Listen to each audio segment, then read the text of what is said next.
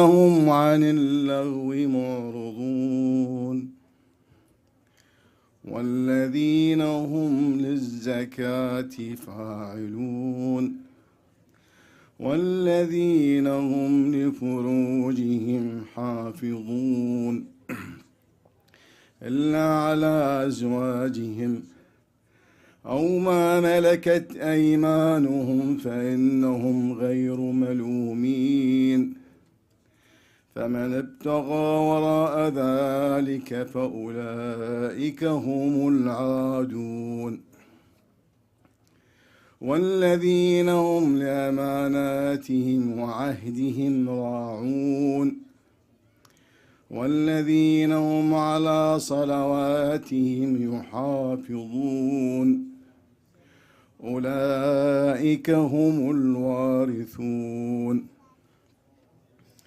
الذين يرثون الفردوس هم فيها خالدون ولقد خلقنا الإنسان من سلالة من طين ثم جعلناه نطفة في قرار مكين ثم خلقنا النطفة علقة فخلقنا العلقة مضغة فخلقنا المضغة عظاما فكسونا العظام لحما ثم أنشأناه خلقا آخر فتبارك الله أحسن الخالقين ثم إنكم بعد ذلك لميتون ثم إنكم يوم القيامة تبعثون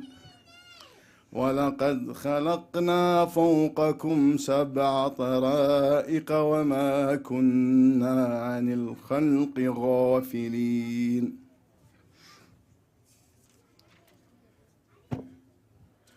وأنزلنا من السماء ماء بقدر فأسكناه في الأرض وإنا على ذهاب به لقادرون فأنشأنا لكم به جنات من نخيل وأعناب لكم فيها فواكه كثيرة ومنها تأكلون وشجرة تخرج من طور سيناء تنبت بالدهن والصبغ للآكلين وإن لكم في الأنعام لعبرة نسقيكم مما في بطونها ولكم فيها منافع كثيرة ومنها تأكلون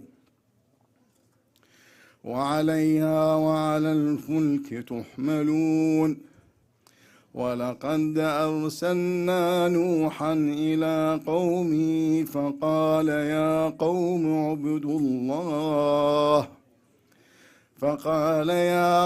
اعبدوا الله ما لكم من إله غيره أفلا تتقون فقال الملأ الذين كفروا من قومه ما هذا إلا بشر مثلكم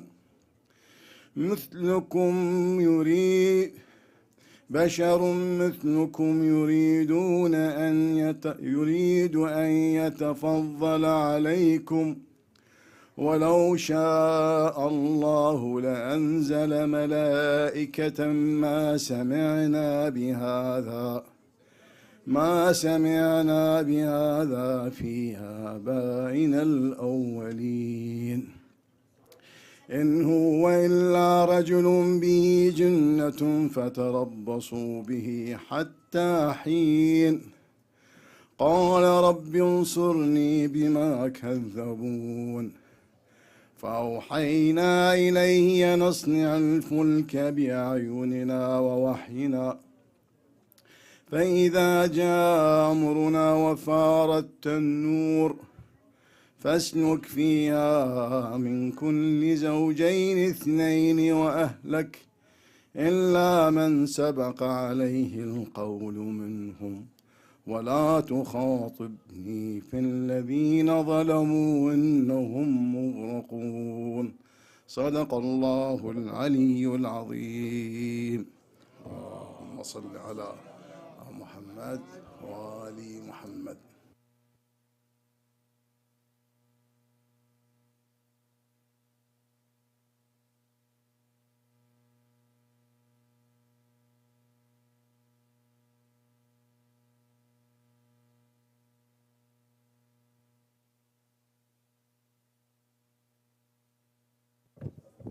إن الله وملائكته يصلون على النبي يا أيها الذين آمنوا صلوا عليه وسلموا تسليما.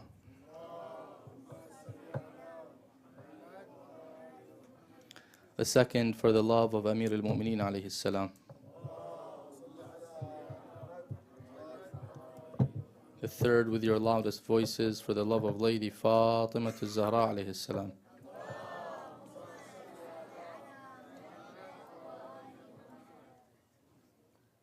أعوذ بالله من الشيطان الرجيم. بسم الله الرحمن الرحيم. والحمد لله رب العالمين، والصلاة والسلام على سيد الخلق أجمعين محمد وعلى آله الطيبين الطاهرين. أحسنت. والبراءة من أعدائهم أجمعين من الأولين والآخرين. اللهم أنطقني بالهدى وألهمني التقوى ووفقني للتي هي أزكى. اللهم واخرجنا من ظلمات الوهم وأكرمنا بنور الفهم وافتح علينا باب رحمتك وانشر علينا خزائن علومك برحمتك يا أرحم الراحمين. وصل اللهم على محمد وعلى آله الطيبين الطاهرين. Respected brothers, respected sisters, Assalamu alaikum wa rahmatullahi wa barakatuh. Allah subhanahu wa ta'ala says in His holy book, أعوذ بالله من الشيطان الرجيم بسم الله الرحمن الرحيم إن السمع والبصر والفؤاد كل أولئك كان عنه مسؤولا. Indeed, the hearing, the sight, and the heart, about all those a person will be questioned. Every divine bounty that we have been blessed with comes with a responsibility. And of the many bounties and blessings that we have been blessed with by Allah subhanahu wa ta'ala are our senses, the five senses through which we connect with reality. And these senses come with responsibility and come with different regulations. Therefore, for us to be grateful to Allah subhanahu wa ta'ala and respecting or respective of these bounties that He has bestowed upon us, we must understand these regulations so that we can employ our senses in the way that Allah has prescribed for us. In today's world, where most of the things or many of the things that we consume through the senses comes from the cyber world, mainly social media. And social media, like any other thing in life, is a double-edged sword or a two-sided weapon. It could be used in a way that is beneficial, but it also can be used in a way that is harmful. In this lecture, I wanted to highlight some of the Islamic measures on the correct use of social media. So I want your attention, inshallah, for this, so that we can all learn and benefit and understand the correct way of using social media. I'll do that, inshallah, after a loud salawat.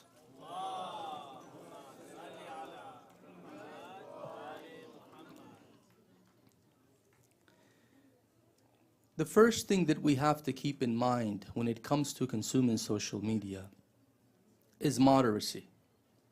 In anything in life, we always have to remind ourselves of moderacy, being moderate, not being too excessive. Same thing we would say when it comes to eating, when it comes to drinking, when it comes to having fun, when it comes to even studying and everything. In fact, even when it comes to worship, the recommendations that we have is to be moderate, not to be excessive, because anything that is excessive can reach a point where a person would be harmed by it. Therefore, after speaking on the importance of moderacy, it's important to learn the Islamic laws that pertain to what we are permitted to see and what we are permitted to hear. The consumption of social media is usually associated with content, visual content, audible content, and not everything in this content that we see or hear is in line with our Islamic values. In fact, I would not exaggerate if I say that most of the things that we see on social media are not in line with our Islamic values. You find, for example, vulgarity easily used in a lot of the content by certain influencers. You find, for example, unlawful music. You find indecency or indecent images. You find even ideas that go against Tawheed and go against our correct belief system that are being promoted. So you find a plethora of information, most of which is more harmful than beneficial. So therefore, we have to be very keen and very cautious on what we consume. You don't allow anyone, for example, to invite you to their home and tell you, come and eat, dinner or lunch with me, without knowing that person, especially as a practicing Muslim, without knowing that what they're serving you is halal. And you don't go to any restaurant without checking and making sure before you go that this restaurant offers, number one, halal food, number two, the food that you like. When it comes to consuming food, we seem to be a little cautious. Sometimes we care about our diet. We want to make sure the calories in this meal are not more than what we can take so that we can maintain our shape and so on and so forth. But unfortunately, when it comes to consuming information, it seems that many people do not give it a thought and they're not very cautious. And to this, our beloved Imam Al-Hasan Al-Mujtaba says,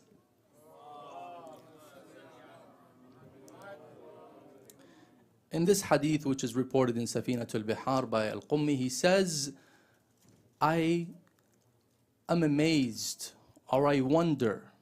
This is a phrase in Arabic, he says, ajibtu, to show that something is really so odd. What a paradox. Ajibtu.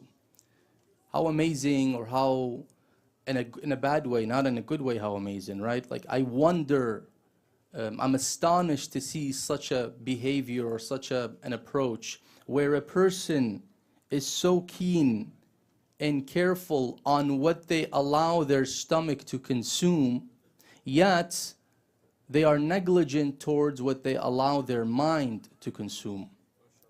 So what they do is they protect their stomachs from that which is harmful, and they allow in their minds that which can be destructful or destructive. So from this we understand that not only we are supposed to be cautious on what we consume in terms of food, but we also have to be more considerate and more cautious and more careful when it comes to consuming information. Because consuming information is a lot more detrimental if it is not done in the right way. Information, thoughts, ideas shape our actions, sometimes shape our worldview. So therefore we may have established a wrong worldview and we may have adopted wrong behaviors because of the wrong information that we have allowed in our mind. Some of this information or this type of information are like viruses. Some of the ideas that are promoted are deadly.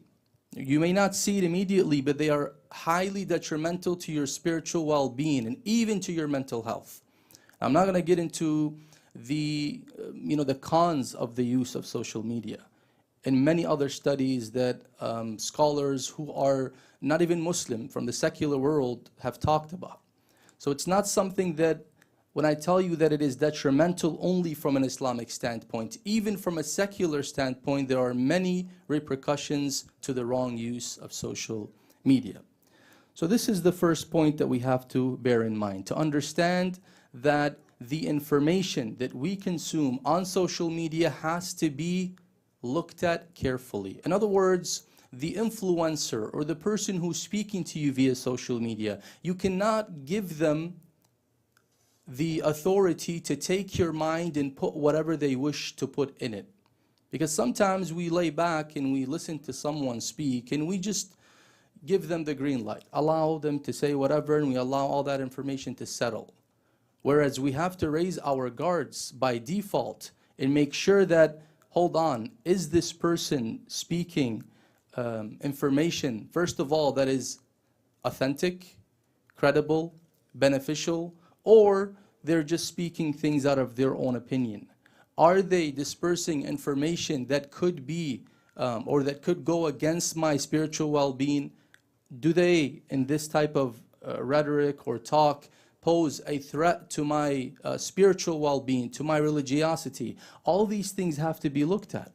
We find many of our youth, unfortunately, or some of our youth, are impressed by some of the influencers in social media because maybe they sound appealing to them in some way, shape, or form. However, they disregard the fact that a lot of the things that these influencers say are not in line with their religious values. Now, they would respond by saying that, you know what, we don't know what is in line with our religious values and what is not in line, therefore we don't know, we're innocent. And this is where seeking knowledge comes in, and where Allah subhanahu wa ta'ala and the Anbiya, Mursaleen, Imma have stressed the importance of seeking knowledge. Before you do anything, you have to have awareness, you have to have an understanding. We said in the beginning that our senses come with responsibilities. Well, how do we know these responsibilities without seeking that knowledge, without asking, without understanding the religious criteria of what is allowed to be consumed in terms of information? What can I look at? What can I hear?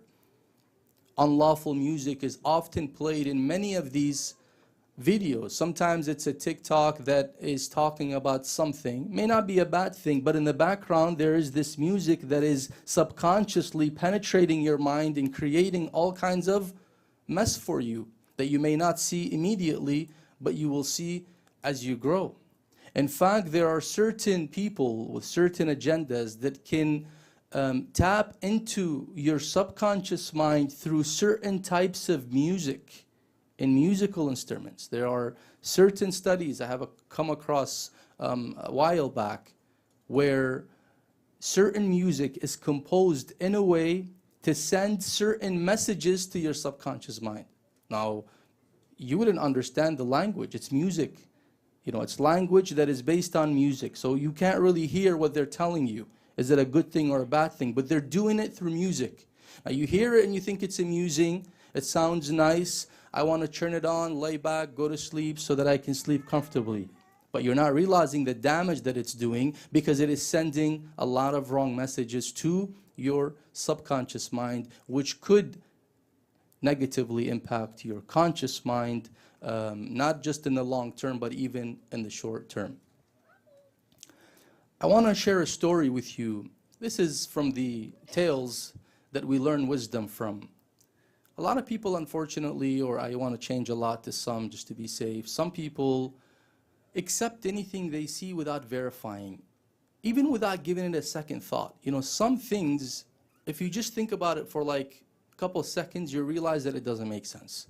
But unfortunately, we have, or some of us have gotten used to accepting everything. A post comes as if it's an ayah from the Holy Quran. It's absolutely correct. There's no doubt that it could be wrong, it could be false information, or it could be misleading. Right away, we seem to accept it. So one day they say there's a hunter who caught a bird. This bird was very, very small and tiny. And again, this is a tale. There's wisdom in it. The bird doesn't speak. Obviously, if they speak, we wouldn't understand unless we are Sulaiman alayhi salam. That's a different story. So the bird spoke to this hunter and said, "Please don't kill me." He says, "Why shouldn't I kill you?" He says, "Well, first of all, I'm very small. You're not going to really benefit from my meat. And in return, if you give me life and save me and let me go, I'll give you 3 pieces of advice. You know, advice has value, so I'll give you 3 pieces of advice, but you let me go." He says, "Yeah, that's a good deal. Yeah, I can't benefit from your meat. I'll benefit from your advice." He says, "But the condition is that you have to allow me to go after the first advice. I can't give you all three and just, I don't know that you're going to fulfill your promise. You might kill me even after the advice. So after the first advice, you need to let me go, a couple of meters down. And after the second advice, you need to let me go on top of the tree. And then after that, I'll give you the third advice so that I can secure my position at least and save my life. He said, yeah, that's no problem.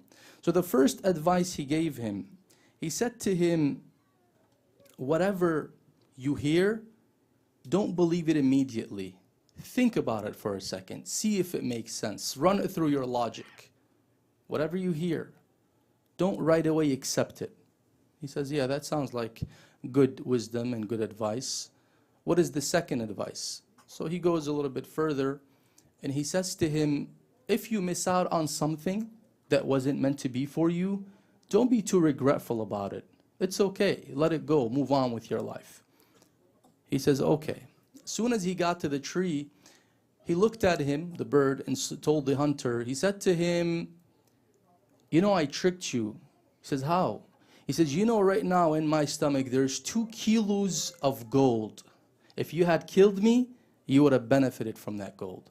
So this man began to express his sorrow and regret and began to curse the bird. I wish I have killed you. I have this and this and that. He says, anyhow, what is the third advice? He says, there's no need to give you third advice anymore. You haven't followed the first 2. Didn't I tell you to give it careful thought? I'm this big. How could I carry 2 kilos of gold in my stomach? You didn't even think. Sometimes we ask for more advice, more tips, give me more spiritual tips, but we haven't yet implemented anything to ask for more. Some of our ulama in Qom who have passed away a while back, when people come to them and the students, they would come and say, give me a nasiha, I want a new nasiha. He said, did you act upon the previous nasiha before I give you the new one? And sometimes we ask for so much, but how much of it have we actually put into practice? The idea is we cannot allow any information to settle in our mind without verifying. That's why we are asked to take information from trusted entities, trusted figures. فَلْيَنْظُرُ الْإِنسَانُ إِلَىٰ طَعَامِهِ. Let man or let human contemplate or look at what they consume in terms of food. Our beloved Imam al-Baqir alayhi salam, in one of the ahadith he's reported to have says, let him look at the knowledge that he receives or that he takes. From whom does he take it? So he goes into the deeper layer of the holy verse, which means that I can't entrust my mind and give it to anyone. That's why in matters of taqleed, we are asked to resort to the most learned and the most pious. We can't just allow anyone to represent us before Allah and tell us this is the ruling of Allah, because we are not equipped with the tools that allow us to derive these rulings, and we are not experts in that field. Likewise, when you go to the doctor, for example, I know for a fact that when we have a serious surgery, like an open heart, God forbid, I don't think we guess and we just say, whoever is available can do my heart surgery. I don't think so. I think we really give it a lot of thought and we do our homework very well to make sure that we are not giving our cardiovascular system, our physical heart, to someone who's not trustworthy. Yet, it's okay to give our spiritual heart and our mind to anybody who comes. It's very important. Social media is filled with a lot of misleading information, even on a religious level. There are social media edicts, fatwa, that come from right and left. And I'm not saying that everything that is disseminated on social media in terms of religious teachings and rulings is wrong, because yes, there are credible scholars, respected ulama who are there to serve. But you have to be careful. Not everyone who says, I speak on behalf of Islam, or I speak on behalf of the school of the Ahlul Bayt alayhim salam, can be listened to. You have to verify. We have institutions that are verified, that are linked to the Marja'iyya in Najaf or in Qom. At least you can trust that the information they're giving you is backed up by a strong entity that is reliable and that you can comfortably refer to and trust. But to listen to anything that is being posted.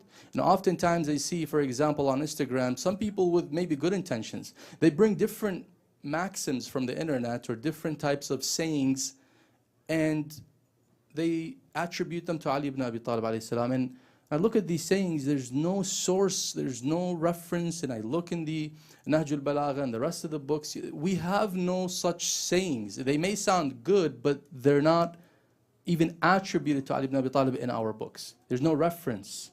So we have to be careful of that. We end up taking that information, say, oh, Ali ibn Abi Talib said. And now we are attributing something to the commander of the faithful without ilm. وَلَا تَقْفُ مَا لَيْسَ لَكَ بِهِ عِلْمٌ. Do not say or pursue that which you have no knowledge of. Well, this is the first thing I wanted to highlight. The other thing is whatever we post, whatever we like, whatever we share, right? We post, sometimes we like, sometimes we share. Anything we do with this respect, we are responsible for that which we posted, which we shared, which we liked, and so on and so forth. Why? Because that is considered a form of promoting that content. So you have to know what you're getting yourself into.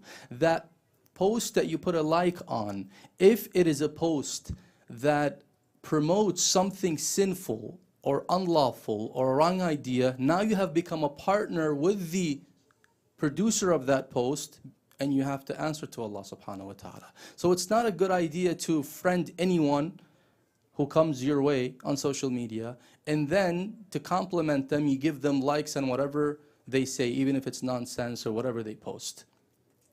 Well, because usually when I post, they also give me a like, so out of respect and courtesy, I gotta give them a like back. It doesn't work like that.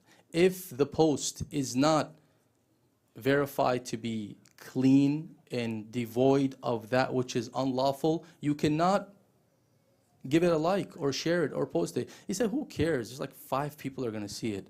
Even if one person sees it and they get affected by it, you will be held responsible before Allah subhanahu wa ta'ala. So it's very important that we keep that in mind. Also, we have to be careful. A lot of the content showcases sinful acts. A lot of it, unfortunately, is vain, has no good purpose in it. For example, and I don't have TikTok, but I hear for people who have it, is that a lot of the content, especially in the US, is just mundane. There's really no meaning to the content. For example, somebody, I've seen once say that they have watched a live, maybe an hour or so, of somebody playing a video game. Like, I just wasted 60 minutes of my time watching somebody else play. Like, how does that serve me in life? Or even, I don't know, I still can't comprehend how that would be beneficial to me. Or, for example, someone sits and just does very crazy things and they want you to watch them. Why would you give that precious time to someone else who doesn't know how to use their time?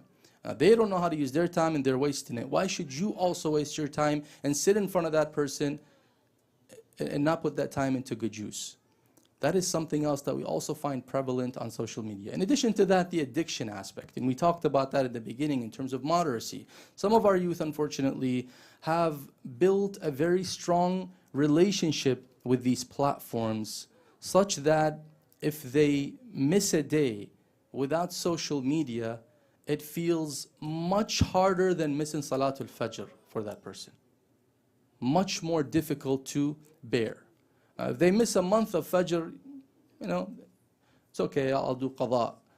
But if they miss a day without social media for some reason, as if something is wrong in their life. And that's a very dangerous indicator that this person is addicted to the use of social media. Again, we don't want to say that social media is absolutely nonsense. No, there are good things in it, there is good content, but you have to be aware and you have to be careful and cautious as to the content that you use.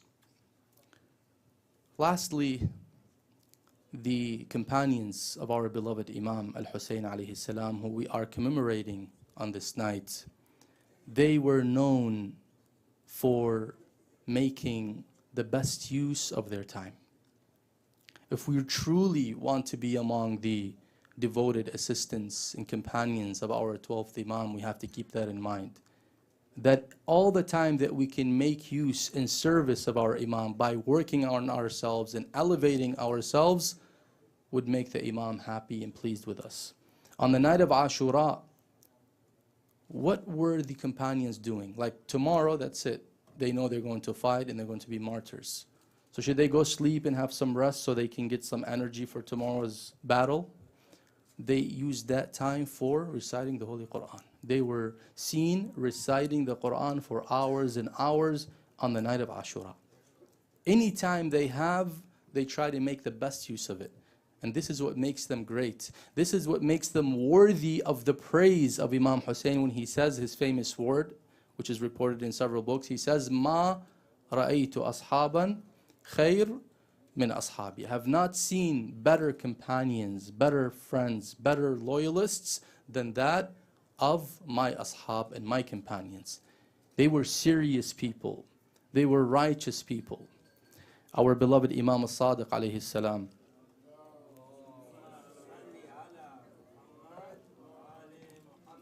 when he addresses them in the ziyarah, we have a ziyarah known as ziyarah to warith. Warith means inheritor, right? Warith Adam, warith Ibrahim, Nuh, Musa, Isa, Muhammad sallallahu alayhi wa alayhim ajma'in.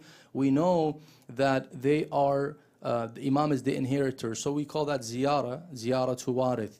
Now after ziyarah to warith, there's a ziyarah for Ali al-Akbar, very short. And after that, there's also a ziyarah composed for the companions of Hussein. Look how our Imam al-Sadiq addresses the companions of Hussein, so you know. An infallible Imam like Ja'far al-Sadiq alayhi salam, how he is speaking to those companions of Hussein. He says to them, "Peace be upon you, O selection of Allah and His lovers."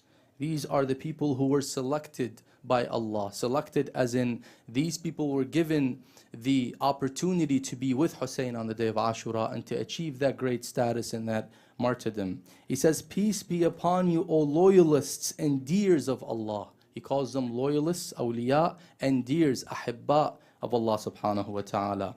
And then he says to them, "Peace be upon you, O supporters of the religion of Allah."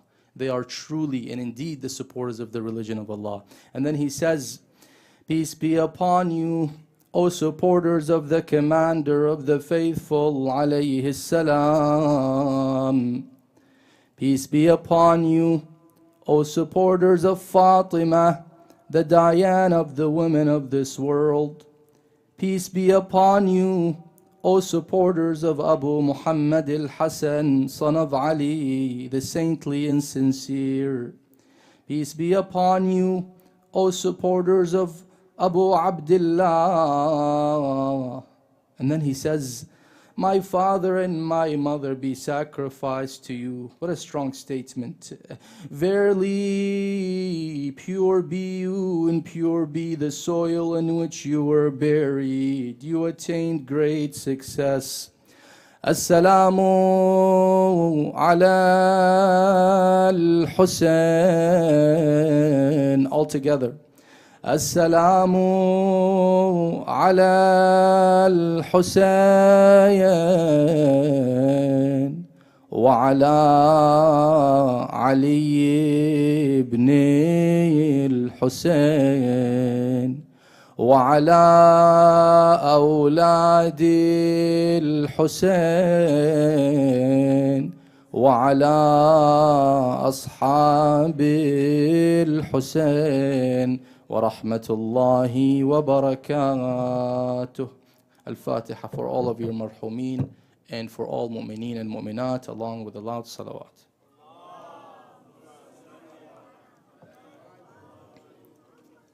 The next 5-6 minutes, as we have done yesterday, if you guys have any questions, inshallah, before we go to dinner, if there are any questions, please proceed.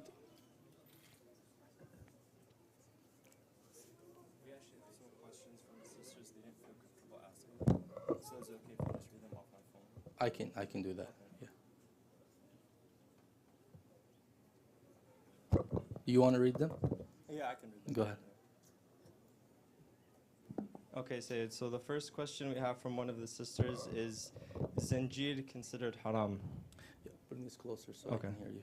Yeah, so the question is if Zanjil is haram. So by Zanjil, I think they're referring to the basically the chains that some of the lovers of Hussein alayhi salam, in their mourning, they express grief by basically beating their backs. In general, any type of image or any type of practice that defeats the purpose of the Husseini movement should not be done. I'm not going to speak as to whether it is permissible or not, because it's controversial among ulama. The idea is we have to be considerate of the time and the place that we are in. So if it's a practice to show grief, to show huzn on Abu Abdullah al-Hussein, but it's not suitable, it can be replaced with another practice that is more suitable. That is the approach. We should always look for practices that are suitable for the time and the place that we live in, because we don't have any traditions from the Ahlul Bayt that say you should do that, right? It's something that is cultural, that has been established by certain communities, and it evolved, and people say this is how we show our huzn, and it could be acceptable for them in their time, right?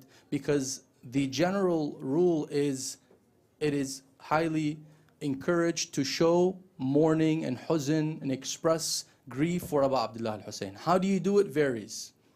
Cultures vary on how they do it.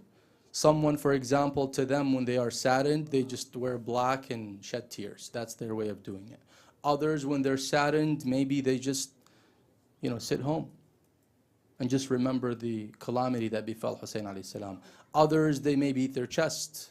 Others may use that chain or zanjir and so on and so forth. But again, can a person express their grief in any way as long as it does not cause serious harm to their body? Like, for example, someone says, I want to show grief and solidarity with Abu al-Fadl al-Abbas, I'm going to cut off my hands. You can't do that, right? You have no permissibility to cut off your hand. But the other thing is we have to worry about how we portray the Husseini movement. We don't want to portray the Husseini movement in front of those who don't know what is going on. I'll give you a very, very simple, basic example. What do you think of carrying a black banner that says Ya Hussein in Arabic? That's beautiful, right? There's nothing wrong with it. But when you walk with that banner in a community that has no idea what is being said, and all they see on social media is that there is a banner for ISIS that is also black and has Arabic writing on it. So are you doing good service by raising that and walking in front of those people before you educate them on what is on this or no? So that defeats the purpose. You're trying to promote Hussein, but you're actually promoting them the wrong way. So it's bad to raise a flag that says Ya Hussein? How dare you say that? That's not what I'm saying. You could have put it in English, right? So that they can understand what is being written. But you put it in Arabic, they have no context, they don't know what's going on. And I'm not being hypothetical, this happened. In one of the years we had an Arba'in march from the city hall to Imam Hussein Islamic Center, and our respective communities both joined. And I heard from one of the brothers who was there that one of the elderly who was living in that neighborhood, who had no idea, he approached one of them and he says, what is going on? He was very scared. He says, I'm scared. I don't know what's going on. Why are you guys raising, these flags, this Arabic stuff on it that we don't know? What are you trying to get? Is this a protest? Now, we are trying to do good by promoting Hussein, but we're actually doing the opposite unknowingly. Or we play, for example, these latmiyat in Arabic or Urdu. Hold on, are we here to amuse ourselves or send a message? If you want to amuse ourselves, we can do it here. But if you walk in an American neighborhood who don't understand this language and you boost this sound so high, and you say, I want them to hear so they learn about Hussein. What are they learning? They don't know what they're hearing. They think it might be a rap song or something, or somebody's just partying. You saw the video, which was in Dearborn, a lot of you, a couple of years back, when they were doing latam outside on the streets. Again, I'm not saying anything about that, it's good. But when they were doing latam, and one woman who did not have an idea what's going on, those who saw the video, what did she do? She came right in and started dancing. She thought they were having a dance, a club or something outside. The video is still there. And then one of the people approached her, says, respectfully, please, this is not a dancing march or a club. This is a mourning. But she didn't know. You see people raising their hands, putting it down, hitting their chest, and there's a musical way of reciting, and she's hearing that and thinking that these people are dancing. What a easy, cheap way to come. Just come and dance with these people and have fun. So we have to be mindful of the time and place so that we are doing service, not disservice, to the mission of Hussein alayhi salam. Yes, brother Amin. Say today in Sayyid, today in the lecture you talked about how we need to be thoughtful about getting our information from reliable sources. Correct. The two things I think about are A, oftentimes, for example, when you are studying something, you will look at a point and then you'll look at a counterpoint. Oftentimes you'll actually look for an alternative perspective because you think to yourself, well, in order for me to make sure that I have the best understanding, I will perhaps look at other sources such that I can confirm my understanding. And so I share that to say, is it good to only look at information from one source? Is there value in perhaps looking at information from other sources that you may not normally look at? Sure. So here's the thing. There's two things. If looking at other sources, we have to consider two important things. Number one, am I a layperson or someone who has enough education and knowledge to distinguish? Because if I'm a layperson that can be easily misled as soon as I look at a counterpoint, it may have a fallacy in it that may take over my mind, and now I have lost my faith in that first point. So if it's a faith issue, or if it's a matter that I don't know how to distinguish between right and wrong when it comes to that matter, and I need the help of a righteous and a respected figure who can help me navigate these ideas and the counter ideas, then I need to seek their help with it before I go and jump right into it. For example, one of the Islamic laws that we have is you're not allowed to read books that can lead to your dhalal, deviance. For example, if I have no background in philosophy, I don't know anything about philosophy, and you bring me an atheism who has written about their atheism in a philosophical book, and I come to read that and I see all these misleading arguments, but I find them maybe appealing, and then I end up, God forbid, losing my faith as a result. So they say you're not allowed to read that if you're not an expert or well-versed. So the idea here is you can look at the counterpoint if you have the capability and enough knowledge to distinguish and to be able to evaluate these 2 points and not be easily misled. Adam, you had another one from the sisters? You have other questions? Yeah, there's just one more. Okay, yeah, read that so we can go on to Inshallah. respect the So, sisters who are here. The last question from the sisters, is it haram for your parents to refuse a marriage? Is it haram for your parents to refuse a marriage? It's a good question. So we know since it's coming from a sister, so the sister has cannot get married without the guardian's consent, right? Without wali al-amr, which is her father in this case, or her paternal grandfather. And her father is given that power to protect her. So he may see something that is not in her best interest, and therefore he refuses that marriage, but she may not see that. But in a lot of the cases, the father actually does not refuse just because they refuse. There's something wrong, right? They may know something about the guy or see that this person is not suitable for their daughter, so they're refusing it, especially if they provide evidence or provide a good argument for why they're refusing. So it's not haram for them if they're doing out of their keenness and they're exercising their power without abuse. There are certain situations where the father could just be a person who doesn't even know the interest of the daughter and just wants to abuse that power. But these situations are not the default. They're rare, and we cannot tell people that every time your parents don't agree to your marriage, that means your parents are not knowing your interests, right? So therefore, in cases like that, I highly recommend the sister to consult those who know, those who are figures who maybe her father could respect, and such as her uncles, relatives, elders in the community, to intervene and maybe find a solution. Maybe the father's not seeing this from their perspective, they can probably mitigate. But for her to, for example, right away say, you know what, my dad is wrong because he just refused the person that I like. Well, maybe you're looking at it from an emotional lens and you're not seeing what your father is seeing. So we have to, be very lenient and moderate and open-minded about this issue. Yes, sister, you had a question there. You were, sorry, you were raising your hand, yeah.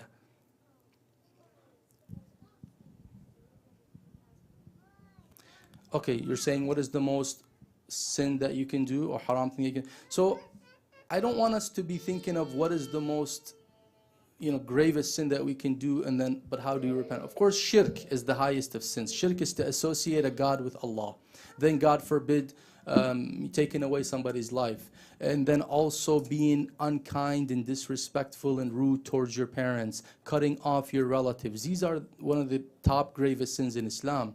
But we should be keen on avoiding them, not doing them and asking for forgiveness. Of course, anything that we ask for forgiveness and we are sincere, Allah inshallah will forgive us. But we shouldn't plan to do this sin and then ask for forgiveness. We should always say, I will never commit a sin, but if I slip and fall, yes, Allah will forgive me if I come to Him with regret and sincerity. Yes, Dr. Munzawi, you had a question, or we should? Yeah, go ahead. Assalamu alaikum. Oh, alaikum salam, Muhammad. Sorry. I had a question that kind of dovetails with Amin's question, right? So instead of someone who is looking for counterpoints or looking for other arguments to what they might already believe, the other end of the spectrum, what advice do you have for someone who might, to avoid being too skeptical, too cynical? Some people might say, oh, well, you don't listen to anything, so therefore you're arrogant or you think you might have pride. What advice do you have for, making sure we're not on that end either, where we don't listen to other advice and no, I just, I think that my course is the best course. The idea, number one, is to identify the right source. There's no harm in looking at multiple perspectives as long as you have the right source and you're not going to be misled. I can ask, for example, a trusted figure that I trust, a trusted scholar, and I ask them, for example, what is the problem with the counter-argument? What are some of the counter-arguments? So basically, these things are not set in stone as, I know it all. Of course, Islam dispraises this feeling of arrogance. Well, I know it all and I'm not willing to listen to you. No, of course, we should be listening. But who do we listen to is the question. Right? That is the most critical thing. I don't go, for example, to someone who's disseminating some type of information and points that I have no idea who they are, and they could be incorporating the most, hidden fallacies that could easily mislead me. And I say, I'm trying to get an understanding of multiple views. So I have to be mindful of that. And then, of course, there's no harm in listening to different arguments and being open-minded. Being open-minded actually is a good quality. It's not good to say, you know what, I know the truth, I have the truth, I don't want to listen to you. That is not a good attitude, of course. Ahsant. Yes, Dr. Munzawi, please. Sorry, I got here late. I didn't realize you had already given a 5-minute limit. So yeah, it had become like 10 or 12. Yeah. So anyhow, we can discuss this later. Sure, but regarding the father having the say over the daughter for marriage and all this, after that discussion, there was another one last night between a few of us that they say Islam is a patriarchal system. And I was saying that, since Allah has put these rules in place, there's got to be some reason behind it. Just because we treat it differently doesn't make Islam is a patriarchal system. But anyhow, if you can expand on that Beautiful. Islam is not like that. Beautiful. And you know what? This comes back to one point. Unfortunately, there are two types of people, and some people don't even realize that. I may not realize that I am one of type A or type B sometimes, maybe due to my ignorance, right? But the idea is we have to understand our purpose in life. Are we egocentric or God-centric? Do we believe that we exist in this world to find our perfection by pleasing Allah subhanahu wa ta'ala and reaching the status of a servant of Allah subhanahu wa ta'ala? Or are we here to serve our ego and want Allah to revolve with His religion, with His teachings around what we like? So where's the center? Does the Kaaba revolve around me, or I revolve around the Kaaba? Which one is the case? Because if I want to revolve around the Kaaba, that means I want to revolve around whatever Allah says. Because He's the creator, He's the owner, He's the one that has all the right upon me. And if He tells me, for example, look, before you existed, you were nothing, and I gave you life. But I gave you life and then I imposed regulations, responsibilities. It's like someone gives you something. They say, you know what, here, I'm going to have you use my car today, but please don't go out of Minneapolis. I want you to stay within the parameter. Can you look at them and say, you're such a dictator, like, why are you like that? I said, well, it's my car. I mean, I'm letting you use it. Allah has given you that body, has given you that life, has given you all these bounties, and says to you, look, these are the roles. This is how the system should be. You say, but I don't like that system. But the fact that you don't like that system stems from what? Stems from your own understanding. Now we have your understanding and God's wisdom. Which one do we follow? And this is where we tell the difference between a God-centric and a egocentric. one last one? Okay, inshallah. Assalamu Alaikum alaikum, salam Sheikh. wa rahmatullahi wa barakatuh. I had a question about, a wali and the responsibility a man has. But my question is, how do you make sure you don't abuse your power as being the wali or being put in that role? Very good. So how do you make sure you don't abuse your power? So let's say you're a father, right? And you have that power. Number one, when a suitor comes to ask for your daughter's hand, be moderate in following the recommendations. The recommendations say that if he has good akhlaq, if he's religious, meaning that he is from the faith, from the aqidah, he follows the school of the Ahlul Bayt, they're righteous, and in addition to that, they are compatible. Meaning that between you and Allah as a wali that the way I know my daughter and I know her personality, man, she won't last with this guy 3 days, right? Like you have that wisdom, right? That is the expected of you as a father, to consider that issue of compatibility. But then abuse of power is, well, I know this person is right for my daughter, I just don't like them for racial reasons, for ethnic reasons, for worldly reasons, maybe they're from another class. This is when they are abusing their power, because they don't have the authority to prevent their daughter from marrying someone, again, who's religious, who's pious, but happens to be from another clan, from another ethnic background, whatever it may be, as long as him being from another ethnic background does not factor into not being compatible to her. Because sometimes it does, but most of the times it doesn't, especially if they're both Americans living in the United States. Yeah, Ahsantum, inshallah. Thank you very much. I apologize, sisters had more questions, but inshallah next night we can address these questions. Walhamdulillahi Rabbil Alameen. Wa sallallahu ala Muhammadin wa alihi at-tayyibin at-tahirin.